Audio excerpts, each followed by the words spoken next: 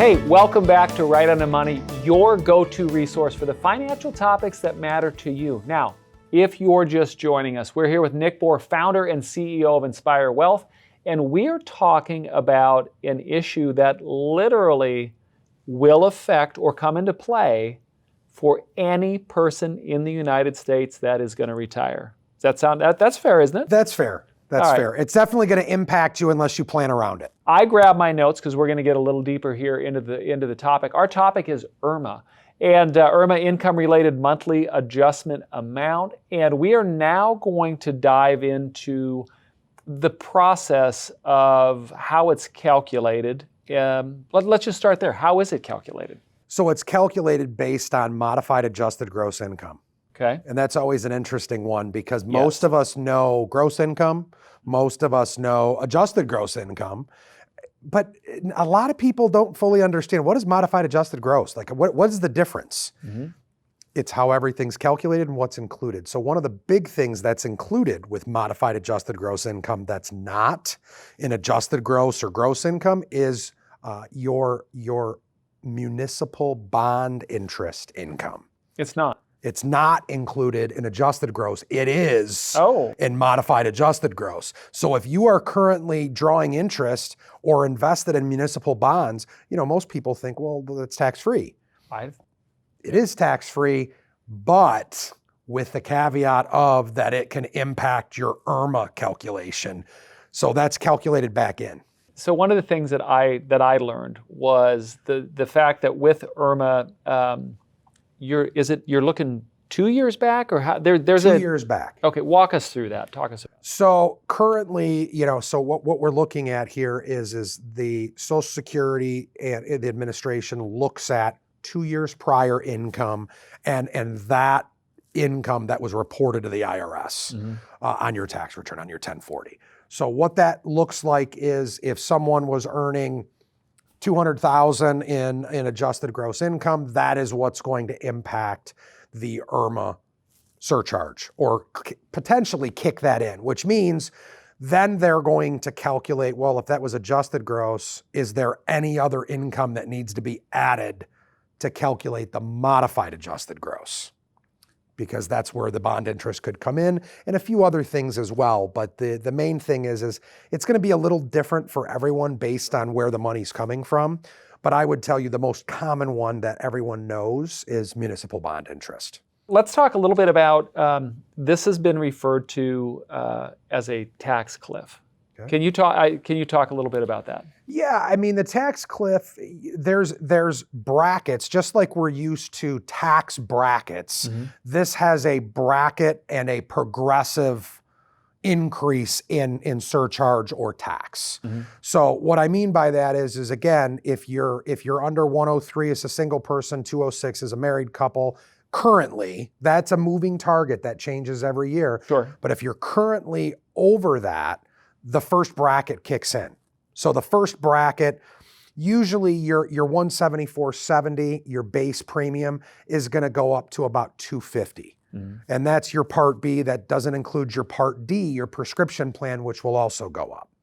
So those are going to continue to evolve over time. However, there's about 4 or 5 other segments in the brackets, meaning you could get, if you're a married couple and you're thinking about this in regards to, well, I'm currently paying $174.70. We're both on Social Security, so both of us are, in theory, for easy math, paying roughly $350 a month in Part B premium. Mm-hmm. If you are over the threshold, the first bracket, you're now all of a sudden at $500 a month combined. So one of the big things we talk about, and this is why this is so important, is Fidelity did a study a couple years ago just on the average cost of healthcare expenses and what a couple can expect. 65-year-old couple can expect for 25 years over $300,000. That's without IRMAA. That's without the first bracket, the second bracket, the third bracket. The projections currently are, this is really going to supercharge who it's going to impact over the next 5 to 10 years. The IRS and the Social Security Administration, who calculates this, they're saying that the people that are impacted, meaning paying a surcharge, paying a tax over and above the base, is going to double, triple, or quadruple over the next 5 to about 15 years. And so if I understand this correct, in the materials that you'd given me, was that if you're $1 over that next threshold, you're in the next threshold. You're in the next threshold. Now, with that being said, so how do people typically find out how much if they owe IRMAA? How do you start? They're going to get the letter in the mail, and trust me, you'll know it, because the first thing you'll say when you see it is, "What the heck is this?" And it's the notification letter saying that you are susceptible to IRMAA based on 2022's income if it's 2024, or if it's next year in 2025, it would be based on 2023's income. So you're doing this every year? You are doing this every year. So if you are in a situation, I guess my first question would be, if I'm in a situation where I'm having to pay this penalty, there's things I can do about it, right? 100%. Folks, this is complicated. And clearly you need somebody who knows what they're doing, has the education. You've studied this a little bit, haven't you? Yes. And so you need to have someone you can talk to about this. This clearly, from just our conversation so far, this is not a DIY kind of It is definitely not a DIY thing. Just like a lot of consumers are starting to realize as they age into Medicare, Medicare's confusing. Oh, yeah. Well, throw IRMAA into the mix on top of that, and you just went to a whole nother level of confusing and considerations to take. Not only is it confusing, but to make it even, throw a little mud in the water, let's figure you're using your income now for 2 years from now. And is this true? I read this, I don't know if I believe it, but so we don't know what next year's numbers are going to be? We have an idea. It's just like your IRA contribution limits are indexed for inflation. Yeah. So are these. I think I saw recently the projected they're going to go up about $4 or $5 grand. We have a idea, but it's not locked in stone yet. That's correct. Okay, so folks, with all that being said, you absolutely need someone to talk to. Let's go ahead. We put it up in the first segment. Best way to get a hold of you is the website. Absolutely.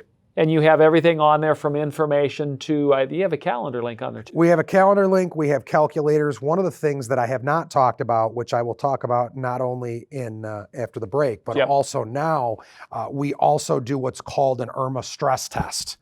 Which is specifically proprietary software that we will analyze based on where your assets are, how much your income is, if you are at risk to be in a IRMAA surcharge scenario, and things we can do to help mitigate that. Oh, I like that. All right, folks, so here's what we're going to do.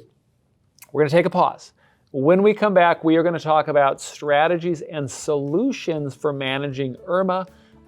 You do not want to miss this now. I also want to remind you, to be remiss if I didn't say it, if you like the show, please do us a favor, squeeze the like button, click subscribe so you don't miss a single episode. We'll see you right back here in just a second.